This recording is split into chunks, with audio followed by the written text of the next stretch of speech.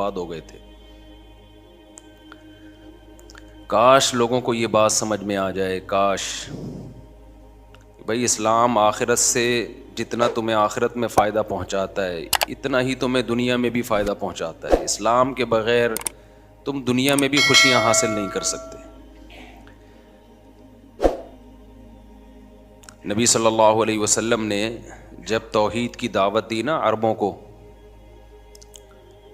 تو عرب اسی بحث میں لگے رہے کہ آپ ہمیں ہمارے باپ دادا کے دین سے ہٹاتے ہو۔ نبی نے فرمایا میں تمہیں حدیث کا مفہوم ہے ایسی چیز دے رہا ہوں جس سے پوری دنیا پہ تم حکومت کرو گے، کیونکہ یہ نعرہ دنیا میں کسی کے پاس نہیں ہے اور نجات کا واحد راستہ یہی ہے۔ تو تم نہ صرف یہ کہ خود نجات پا جاؤ گے، کسی کو بھی نجات اور خوشیاں اور راحتیں چاہیے ہوں گی وہ تمہارا محتاج ہو جائے گا۔ الف بین قلوبکم، اس کے ذریعے اللہ تمہارے دلوں کو جوڑ دے گا، تمہیں راحتیں دے گا، خوشیاں دے گا۔ مشرکین مکہ کی کھوپڑی میں یہ بات بیٹھ نہیں رہی تھی، وہ اسی میں لگے ہوئے تھے، انا وجدنا آباءنا کذالک یفعلون، ہم اپنے باپ دادا کو دیکھتے ہیں وہ اسی طرح کر رہے ہیں، بس اسی پہ ہم نے چلنا ہے۔ ہر آدمی کی اپنی ایک نظر ہوتی ہے، ہر آدمی ہر ایک کو ایک خاص نظر سے دیکھتا ہے۔ اللہ تعالیٰ جب آپ کو دین کا علم عطا فرماتے ہیں تو آپ کے چشمے کا نمبر ٹھیک کر دیتے ہیں، آپ کے دیکھنے کی صلاحیت کو بڑھا دیتے ہیں، سمجھ میں آتا ہے کیا صحیح ہے کیا غلط ہے۔ اور یہ میں اپنی طرف سے نہیں کہہ رہا، اللہ تعالیٰ نے یہ دعویٰ کیا ہے قرآن میں، یا ایھا الذین آمنوا ان تتقوا اللہ یجعل لکم فرقانا، اے ایمان والو اگر تم اللہ سے ڈرو گے، ڈرو گے کا کیا مطلب ہے؟ اپنی لغت میں، اپنی ڈکشنری میں، اپنی سوسائٹی میں، اپنے کلچر میں، اپنے دل میں، اپنی ایکٹیویٹیز میں اللہ کو لے کر آ جاؤ گے، اس کو اگنور نہیں کرو گے، تو تمہیں ایک سب سے بڑا فائدہ پتہ ہے کیا ملے گا؟ یجعل لکم فرقانا، اللہ تمہارے اندر صحیح اور غلط صحیح اور غلط کو سمجھنے کی تمیز پیدا کر دے گا۔ تمہارے اندر یہ کوالٹی پیدا ہو جائے گی کہ تمہیں صحیح صحیح لگنا شروع ہو جائے گا اور غلط، اب جملہ ہی نہیں مکمل کر رہے، غلط غلط لگنا شروع ہو جائے گا۔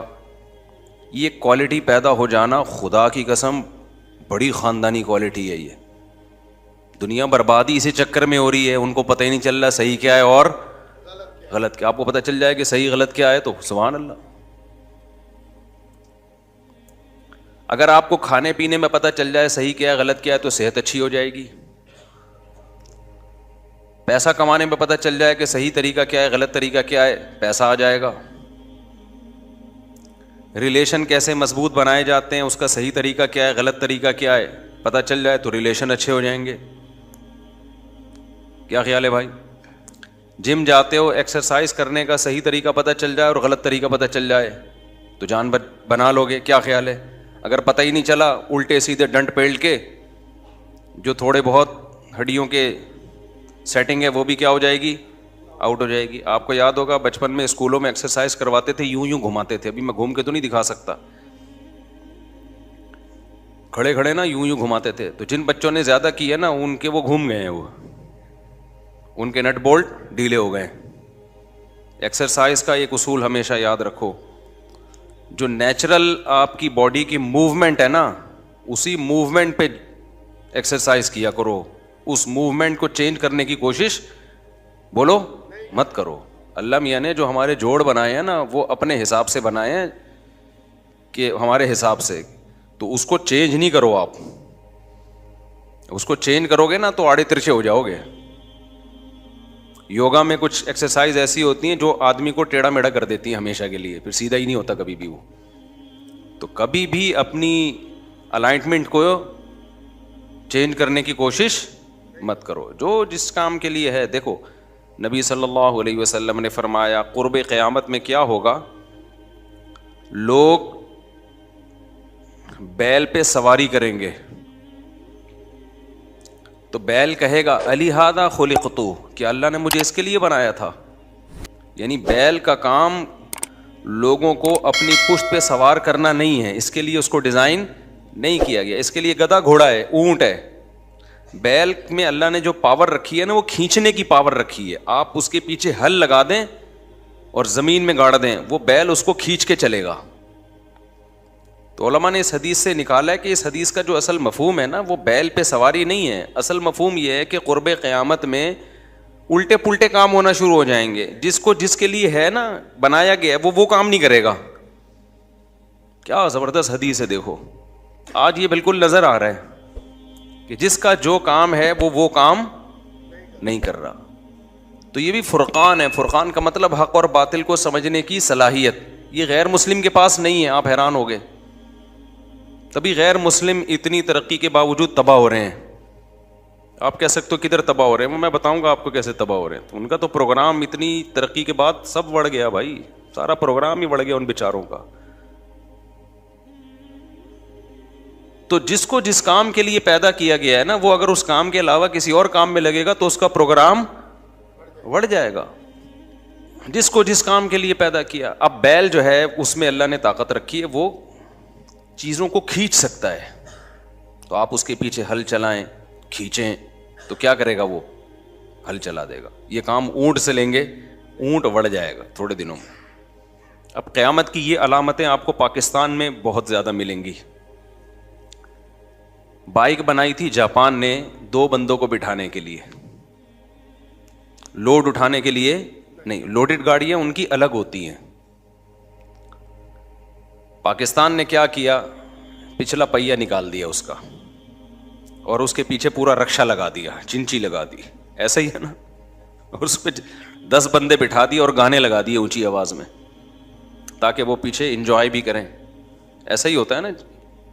صبح صبح جا رہا ہوتا ہوں، چنچیوں میں اتنی زور سے گانے لگے ہوتے ہیں، اتنی زور سے گانے لگے ہوتے ہیں. ابے تو کس کو سنا رہا ہے بھائی؟ پورے محلے کو سنا رہا ہے، بس انجوائے کر رہا ہے. آپ دیکھو چنچی والے خودکشی نہیں کرتے، میں نے دیکھا ہے. غریبوں کو میں نے خودکشی کرتے ہوئے بہت کم دیکھا ہی نہیں ہے.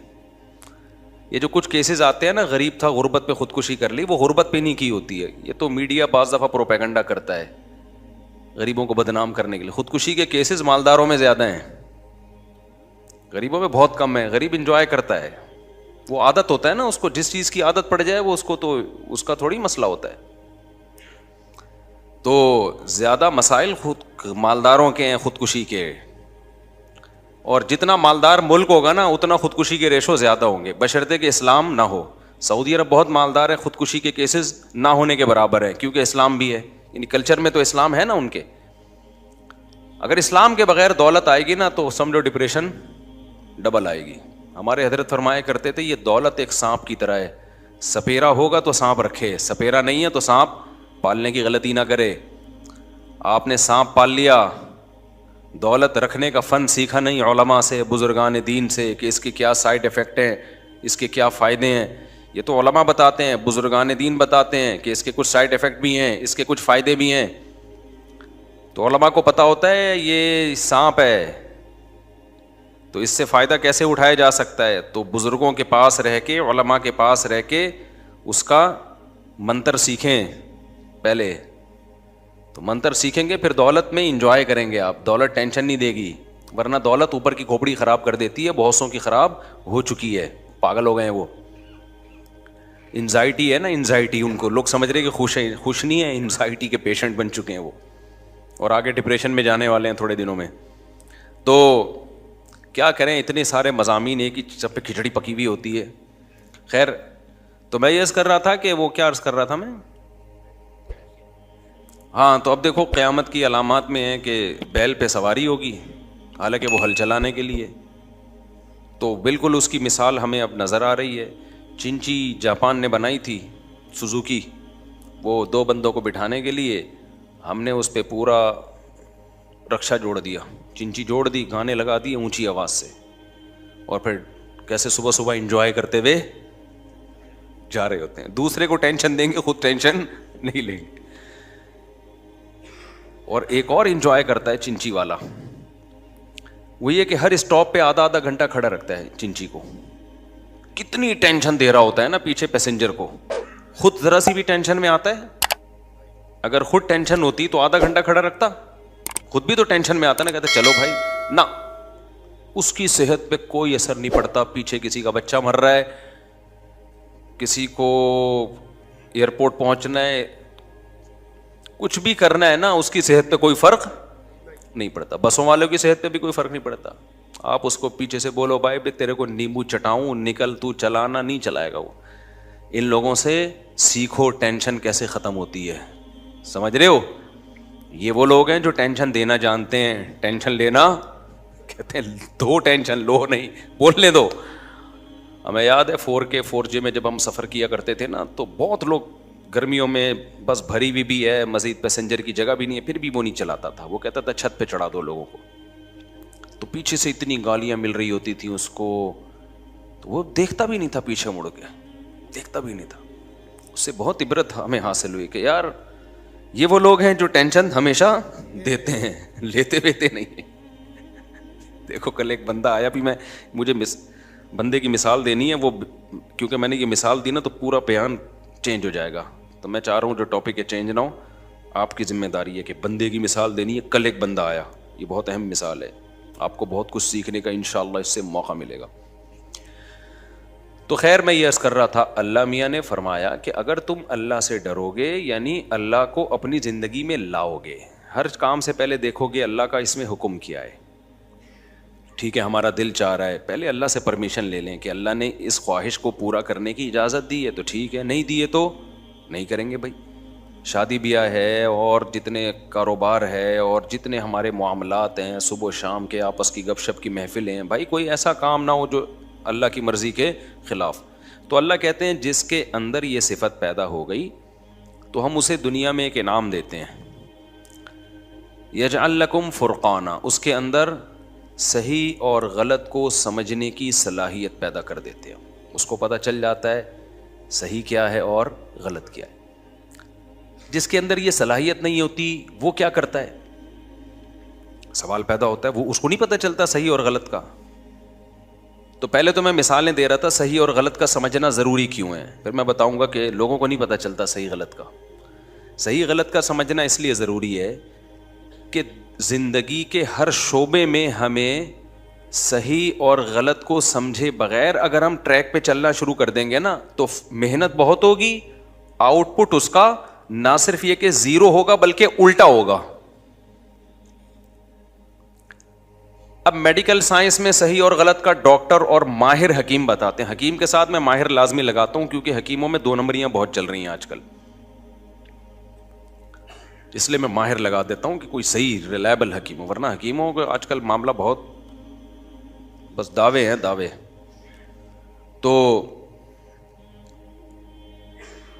تو صحیح اور غلط میں جو تمیز ہے نا اللہ اس کی صلاحیت پیدا کر دیتے ہیں. اب میڈیکل سائنس کی مثال دے رہا تھا, اس میں اگر آپ کو صحیح غلط کا پتہ نہ چلے, اپنی طریقے سے آپ شروع کر دو کہ جی ایکچولی یہ جو فولاد کے کیپسول ہیں نا, یہ اس پہ لکھا ہوا ہے شربت فولاد یا کیپسول فولاد, اس پہ لکھا ہوا ہے یہ کھانے سے, فولاد کے کیپسول کھانے سے آپ کے اندر کیا ہو, فولادی طاقت پیدا ہو جائے گی. اب آپ نے ماہرین سے نہیں پوچھا, آپ نے وہ دیکھا کہ بھئی چونکہ فولاد تو فولاد ہے بھائی, اگر میں اس میں ہے بھی فولاد اور میں کھاؤں گا تو ظاہر ہے فولاد کھانے سے کیا بنو گے آپ, عقل کیا کہتی ہے فولاد بن. وہ آپ نے پھانکنا شروع کر دیے, ظاہر ہے تھوڑے دنوں میں آپ کے گردے میں پتھری ہو جائے گی یا اور کوئی مسائل کھڑے ہو جائیں گے آپ کے ساتھ, کیونکہ آپ میں فولاد کی کمی تھی نہیں اور آپ نے کیلیں پھانکنا شروع کر دی. کیلشیم کا آج کل بڑا زور چل رہا ہے نا, کیلشیم کی کمی سے بچانے کے لیے کیلشیم کے سپلیمنٹ لوگ لے رہے ہوتے ہیں. کیلشیم کی سپلیمنٹ آپ لے رہے ہیں, آپ نے نیٹ پر دیکھ لیا, یوٹیوب پہ دیکھ لیا, بھائی کیلشیم کے سپلیمنٹ یہ بڑا زبردست, کیلشیم کی اس سے ہڈیاں مضبوط. آپ نے کسی ڈاکٹر سے مشورہ نہیں لیا, نٹ کیلشیم کا ٹیسٹ کروایا, کیلشیم کی آپ میں کمی تھی نہیں, ویسے ہی ہڈیوں میں آپ کو کسی اور وجہ سے درد ہو رہا تھا, آپ نے دوسری شادی کی تھی اس وجہ سے درد ہو رہا تھا آپ کے, اس کا ہڈیوں سے کوئی تعلق تھا نہیں. سسرال کی ٹینشن سے بھی ہڈیوں میں درد ہوتا ہے انسان کے. آپ نے بغیر کسی ڈاکٹر کے مشورے کے کیلشیم کی گولیاں پھانکنا, وہ نہیں ہوتا یوں کر کے پانی میں ڈالو ایسے فوارے پھوٹتے ہیں اس کے, ہوتا ہے نا آج کل ایک آتا ہے, میں تو ڈاکٹر نہیں ہوں نا, دیسی آدمی ہوں, ہم دیسی باتیں ہی کرتے ہیں. وہ KLCC کی جو ہے نا وہ آپ نے ڈالی اور روزانہ پھانک رہے ہیں آپ. اب کیا ہوگا آپ کے تھوڑے دنوں میں گردوں میں پتھری بننا شروع ہو جائے گی. آپ سمجھتے ہو کہ نہیں سمجھتے؟ تو اب آپ کا اگر نہیں لیتے تو کچھ بھی نہیں ہوتا. اب دیکھو آپ نے محنت بھی کی, خرچہ بھی کیا, صحت کا خیال بھی کیا, اس کے باوجود آپ کا پروگرام گردوں کا بڑھ گیا. وہ پتھری نکالنے میں آپ کو, اور پھر گردے ہی نہیں اور بہت کچھ, دل کی بیماریاں شروع ہو سکتی ہیں بلا وجہ کا کیلشیم پھانکنے سے. تو ایسے ہی ہر آدمی جیسے میڈیکل سائنس میں فنٹر بنا ہوا ہے, پیسے کمانے کے لیے آپ نے کیا کیا, لوگ آپ کے پاس آئے, تاجر آپ کے پاس آئے, سبز باغ دکھائے, اتنا پیسہ دے دو, میں اتنا پیسہ دوں گا, یہ تو بہت, کاش میرے پاس طاقت ہوتی, میں لوگوں کے ہاتھ جوڑ کے کہتا خدا کے لیے اللہ کا واسطہ تجارت کے نام پہ اپنا پیسہ کسی کو مت دو اللہ کا. جیسے عاملوں کے پاس جانے سے ہاتھ جوڑ جوڑ کے منع کرتا ہوں نا کہ مت جاؤ, مر جاؤ جن چڑیل بھوت میں, عاملوں کے پاس مت جاؤ. لوگ سمجھ میں نہیں آ رہی بات لوگوں کے. پھر لوگ علماء کا حوالہ دیتے ہیں, فلاں عالم تو کہتے ہیں بھائی اس کا تعلق علم دین سے نہیں ہے, فلاں عالم کو کیا پتا بیچاروں کو, قرآن و سنت کا ان کو ہم سے زیادہ پتا ہوگا اگر وہ علم میں ہم سے زیادہ ہیں, عاملوں کا نہیں پتا ہوگا ان کو ہم سے زیادہ. اس کا تعلق مفتی ہونے سے تھوڑی ہے, اس کا تعلق تو کھوپڑی سے اور مشاہدے سے ہے. کھوپڑی صحیح کام کرے گی تو 2 منٹ میں سمجھ میں آئے گا 2 نمبر بنا رہا, الو بنا رہا ہے. سمجھ میں آ رہی ہے بات. بعض لوگ بڑی جلدی الو بنتے ہیں, بعض کو الو بنانا تھوڑا مشکل ہوتا ہے. تو عاملوں کے معاملے میں ہمیں الو بنانا ناممکن ہے انشاءاللہ. اللہ سے امید ہے ہمیں, یہ ہمیں تو ان کے 2 ٹکے کے لوگ نہیں, ہمیں ان کا پتہ ہے. کل ایک بندہ آیا کہنے لگا میرے گھر سے نا وہ پنجے نکل رہے ہیں, پتہ نہیں خون کی چھینٹیں نکل رہی ہیں اور چوریاں بھی ہو رہی ہیں, اور کوئی چور پتہ ہی نہیں ہے کون چوری کر رہا ہے. میں نے کہا گھر کا چور ہوگا. کہہ رہے نہیں ہمارے گھر میں سب نیک ہیں, گھر میں کوئی چور نہیں ہے, اور چھینٹیں بھی آ رہی ہیں, چھینٹیں بھی, اور بندر کے پنجے اور پتہ نہیں کیا کیا پنجے, جن ہے. میں نے کہا یہ الو کا پٹھا جو چور ہے نا, یہ کمبخت پنجے بھی لگا کے جا رہا ہے تاکہ تم جیسے بے وقوف انکوائری نہ کریں اور خون کی چھینٹوں کو دیکھ کے جن چڑیل بھوت پہ ڈال دیں. چور بڑے ہوشیار ہوتے ہیں, وہ تھوڑی ایسا کوئی اپنے لیے ثبوت چھوڑے گا. کہہ رہے نہیں کوئی خود چوری, کبھی دنیا میں ایسا ہوا انویسٹیگیشن میں کہیں چوری ہوئی ہو اور جن پہ ڈال دی گئی ہو؟ یہ تو CID اور ISI اور جتنی خفیہ ایجنسی ہیں ان کا سارا پروگرام ہی بڑھ جائے گا. پھر تو انویسٹیگیشن میں جن چڑیل بھوت کہیں بھی نہیں لائے جاتے, ہمیشہ انکوائری کی جاتی ہے, یار اس کا سبب تلاش کرو, اور پکڑا جاتا ہے اسی بیس پہ چور. مسلمان چڑیل بھوتوں پہ ڈال دیتا ہے. تو یہ پرسوں کی بات ہے, ایک بندہ آیا کہہ رہا آپ کو اپنے گھر دکھانا ہے, آپ ذرا سونگ کے بتائیں, ایسے یوں کر رہا تھا, سونگ کے بتائیں کہ کتنے چڑیل ہیں کتنے بھوت ہیں. میں نے کہا میں یہیں سے بتا رہا ہوں, کوئی بھوت نہیں ہے, کوئی چڑیل نہیں ہے. کہہ رہے ہیں کیوں, گھر سے چوریاں بھی ہو رہی ہیں. میں نے کہا پکڑ لیا. میں نے جیسے کہا نا چوریاں ہو رہی ہیں, میں نے فوراً پکڑ لیا. میں نے کہا وہی کر رہا ہے یہ. پہلے اس نے بتایا نہیں تھا چور ہیں گھر میں, پہلے اس نے کہا چھینٹیں اور پنجے اور پتہ نہیں مسور کی دال اور کون کون سی چیزیں نظر آ رہی ہیں. تو میں نے کہا کچھ نہیں ہے, پھونک آیت الکرسی پڑھ کے دم کر دو, گھر کے چاروں کونوں پہ پھونک مار دو, یا کسی مولوی صاحب اپنے جو نیک آدمی ہے اس سے دم کروا لو, چھیٹے ویٹے پانی پہ دم کرتے نا ایسے مارو, کافی ہے. بشرطے کہ مولوی صاحب یہ کام نہ کرتے ہوں. یہ کام اگر کرتے ہیں تو پھر وہ مولانا صاحب بھی غلط آدمی ہے. کرتے نہ ہو, کروا لو ان سے کوئی بھی, یعنی جا کے دم کروا لو ان سے, کوئی بھی نیک آدمی کر لے. میں نے کہا اور جو ہے نا اس سے زیادہ لفٹ نہیں کراؤ. تو کہتے ہیں نہیں چوریاں بھی ہو رہی ہیں. میں نے کہا لو پکڑ لیا, میں نے 2 منٹ میں پکڑ لیا. سونگھے بغیر پتہ چل گیا کہ جن کون. میں نے کہا یہ چور ہی جن ہے. کہتے ہیں ہمارے گھر میں تو کوئی آتا نہیں ہے. میں نے کہا کہ وہ رہتا بھی نہیں ہے کیا گھر میں؟ گھر کا چور ہے یہ, گھر کا.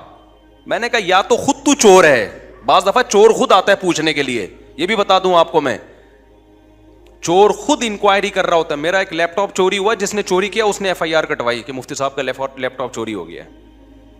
بعد میں پتا چلا وہی چور تھا. تو بعض دفعہ نا چور انکوائری میں سب سے آگے. مجھے تو شک ہوا کہ یہ, میں نہیں کہہ رہا وہ چور ہے کہیں ناراض ہو جائے وہ, لیکن شک ہے. بعض دفعہ چور خود آ کے جا رہا ہوتا ہے, یار گھر میں چوریاں ہو رہی ہیں, ایکچولی سمجھ میں نہیں آ رہا, میری بیگم کا سونا غائب ہو گیا. تو اور چھینٹیں بھی آ رہی ہیں, عاملوں کو لائے گا, چوری خود کر رہا ہوگا وہ. تو اس لیے جن چڑیل بھوت پہ جس نے معاملہ ڈال دیا اس کا پروگرام وڑ گیا, وہ کبھی بھی ترقی نہیں کر سکتا, نہ وہ کبھی چور کو پکڑ سکتا ہے.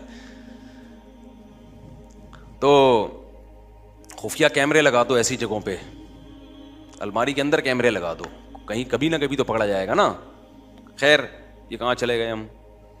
تو پھر بھی اگر چور نہیں سمجھ میں آ رہا ہے, اس کا مطلب چور بہت ہوشیار ہے, وہ ایسے طریقے سے کر رہا ہے کہ کوئی ثبوت نہ چھوڑے. تو ہوشیاری تو ہے نا, چوری بھی ایک فن ہے. تبھی تو ایک چور پکڑا گیا نا, کورٹ میں لایا گیا, جج نے کہا تو نے بڑی ہوشیاری سے چوری کی ہے, کانوں کان کسی کو خبر نہیں ہوئی. چور نے کہا شکریہ جج صاحب, آپ پہلے آدمی ہیں جنہوں نے میرے فن کی تعریف کی ہے. سمجھ رہے ہیں نا, وہ تو ڈانٹ رہا تھا, وہ سمجھ رہا تھا کہ چوروں کے ہاں یہ تعریف ہوتی ہے کہ ہم ایسے چوری کرتے ہیں کسی کو کانوں کان خبر نہیں ہوتی. آپ کو پتہ ہے بڑے ہوشیار ہوتے ہیں. میں ایک دفعہ, یہ بات ہے 1997-98 کی بات ہوگی, اس وقت 500 روپے کی بھی بڑی ویلیو تھی.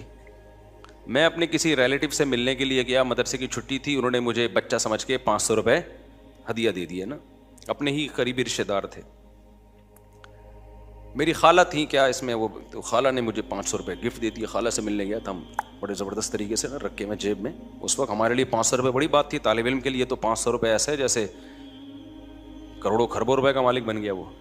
ہم 500 روپے جیب میں رکھ کے نا, میں بیٹھا ناظم آباد 2 نمبر سے, میں نے جانا ہے پیٹرول پمپ نہیں ہے نا, 15 منٹ کی ڈرائیو وہ ہے, ٹریولنگ ہے آپ کی 15 منٹ کی. 15 منٹ میں مجھے تھا اچھا بس بھی خالی, 2-4 آدمی بیٹھے ہوئے تھے بس میں, ایک کہیں پچھلی سیٹ پہ ہوگا, ایک دائیں بائیں ہوگا. 500 روپے ہم نے جیب میں رکھے. اب میں یہ بار بار نا جیب کو یوں کر رہا ہوں کہ کہیں چوری نہ ہو جائے نا, ہمارے لیے تو بڑی چیز تھی بھائی وہ. اچھا ان دنوں میں بھی ہم بڑے خوش تھے الحمدللہ. لوگ کہتے ہیں کہ یہ مولوی کے پاس جو ہے نا جاپان آسٹریلیا گھوم رہا ہے, پیسہ ویسا ہے اس لیے خوش ہے. تم پاگل ہو, تمہارا دماغ ہو گیا ہے خراب. جس کی اوپر کی کھوپڑی سڑ جائے نا تو اس کا دنیا میں اس کے دماغ کا علاج کرنا ممکن نہیں ہے. لوگ سمجھ رہے ہیں ایسی عیاشی ہے تبھی تو یہ ممبر پہ بیٹھے ہوئے لطیفے سنا رہے ہیں, خوش ہیں. اور بھائی ہمارا ماضی اٹھا کے دیکھو, جب ہماری جیب میں 500 روپے تھے نا ایسے بچا بچا کے, اس کو بھی اللہ کا اس سے زیادہ ہی خوش ہوں گے. خوشی کا اس سے تعلق نہیں ہے, یہ تو پیسہ آنے سے تو لوگوں کے دماغ وڑ گئے ہیں, کیڑے پیدا ہو گئے ہیں دماغوں میں لوگوں کے. تو اس کا اس سے کوئی تعلق نہیں ہے. جاپان میں کیا رکھا ہے, لوگ پتہ نہیں جاپان کیا کوئی مریخ پہ چلے گئے. تو ان چیزوں کو زیادہ لفٹ نہ کرایا کرو, یہ بہت کوئی کامیابی یا خوشی کے اسباب نہیں ہیں. یہ بچوں کے وہ ہیں جن کو ان چیزوں کو دیکھ کے خوش ہوتے ہیں. پھر آپ کیسے, تو پھر گئے کیوں جاپان, جانے پر پابندی تھوڑی ہے, میں تو جاؤں گا, ہو سکتا ہے میں کہیں اور بھی چلا جاؤں, لیکن یہ چیزیں کوئی کامیابی کا معیار نہیں ہے. اور یہ چیزیں کوئی ایسی نہیں ہے کہ ان کی وجہ سے انسان کو بہت زیادہ خوش ہو. خوش ہونے کے جو اسباب ہیں وہ میں آپ کو بتاتا رہتا ہوں. دنیا کو مسافر خانہ جس دن سمجھ لیا تو آپ ٹماٹر کی ریڑھی لگاؤ گے, اس پہ بھی خوش ہوگے, ٹماٹر کی ریڑھی پہ بھی خوش ہوگے. خوشی کے جو اوریجنل اسباب ہیں وہ دولت نہیں ہے. خوشی کے اوریجنل اسباب یہ ہیں کہ دولت سے محبت کرنا چھوڑ دو, اور دولت کو کامیابی سمجھنا چھوڑ دو. کماؤ ضرور دولت, دل نہ لگاؤ. آپ کہہ سکتے ہو واہ بھائی بات, دل بھی نہ لگائیں کمائیں بھی. بھائی کشتی کے اوپر جب بیٹھتے ہیں ہم سفر کرتے ہیں تو کشتی ضرورت ہے ہماری. جب تک آپ کشتی کے اوپر رہو گے فائدہ پہنچائے گی. جس دن کشتی آپ کے اوپر آ گئی, آپ کے اوپر حاوی ہو گئی, تو آپ ڈوب جاؤ گے سمندر میں. پانی جب تک کشتی کے باہر رہے گا تو کشتی کو دھکا دے گا. وہ پانی استعمال ہو رہا ہے پانی, لیکن پانی جس دن کشتی کے اندر آ گیا نا تو کشتی کا پروگرام بڑھ جائے گا. تو اسی طرح دنیا آپ کی زندگی کو دھکا لگاتی ہے. دولت, اسباب, وسائل, زندگی چلتی ہے, لیکن یہ دولت آپ کی زندگی کی کشتی چلتی ہے اس سے. جس دن یہ دولت آپ کے دل میں گھس گئی تو یہ ڈبو دے گی آپ کو. تو بار بار ہی رکھو اس کو, زیادہ لفٹ بولو نہ کراؤ. جب بھی کوئی بنگلہ دیکھو, گاڑی دیکھو, تو فوراً سوچو بھائی ایک دن ختم ہو جائے گا. ایک دن کیا ہو جائے گا, ختم ہو جائے گا. تو ہمارے ایک دوست ہیں, ان نے بہت بڑا 1000 گز کا بنگلہ لیا, انہوں نے مجھے دکھا رہے تھے. میں نے کہا اللہ تعالیٰ اس میں برکت دے. 2-3 پلاٹ چھوڑ کے قبرستان تھا نا, میں نے کہا آنا ادھر ہی ہے. آخر میں ان کا سارا شو بازی کا پروگرام ہم نے وہ بھی کہتے ہوں گے یار کیا ہو گیا. پہلے مجھے بنگلہ دکھا رہے ہیں نا 1000 گز کا, بڑا بہت اچھا, دیندار بھی ہے ماشاء اللہ. دیندار آدمی کے پاس دولت دیکھ کے مجھے بڑی خوشی ہوتی ہے, کیونکہ اطمینان ہوتا ہے. ایک تو اس دولت سے اس کی اوپر کی کھوپڑی آؤٹ نہیں ہوگی, یہ غریبوں کو تانے نہیں دے گا. دوسری بات یہ کہ اس دولت کو ظاہر دین کے کاموں میں بہت زیادہ خرچ کرے گا, شراب کباب سے, لڑکیوں سے. آج کل دولت آتے ہی لڑکی آ جاتی ہے آپ کے پاس گرل فرینڈ بن کے. جیسے ہی دولت آئے گی نا 2-4 لڑکیاں آپ کے ساتھ ولاگ میں آنا شروع ہو جائیں گی. یہ دولت کی بھوکی ہیں, سمجھتے ہو. لوگ کہتے ہیں نا پیسے سے ریلیشن بنتا ہے. پیسے سے ریلیشن جب بنتا ہے جب وہ پیسہ اللہ کے لیے خرچ کیا جائے. لڑکیوں کا جو ریلیشن پیسے سے بن رہا ہے نا, یہ وہ والا ریلیشن ہے جو جاپان میں بنا ہوا ہے آج کل, اور آسٹریلیا میں بنا ہوا ہے, گوروں کا ریلیشن. اس میں یہ ہوتا ہے کہ جب تک پیسہ ہے ٹھیک ہے, جیسے ہی پیسہ ختم ہوا نکلو پتلی گلی سے. تو یہ والا ریلیشن ناپاک ریلیشن بنتا ہے دولت سے, جس میں بندے کو بھی پتا ہوتا ہے جب تک یہ ہے پیسہ ہے تو ہے میرے ساتھ. میاں بیوی کا جو ریلیشن, جو پاکیزہ ریلیشن ہے, جو خاندانی میاں بیویوں کی بات کر رہا ہوں میں, ان کا ریلیشن میں پیسہ ہو تو بھی ہے, پیسہ نہیں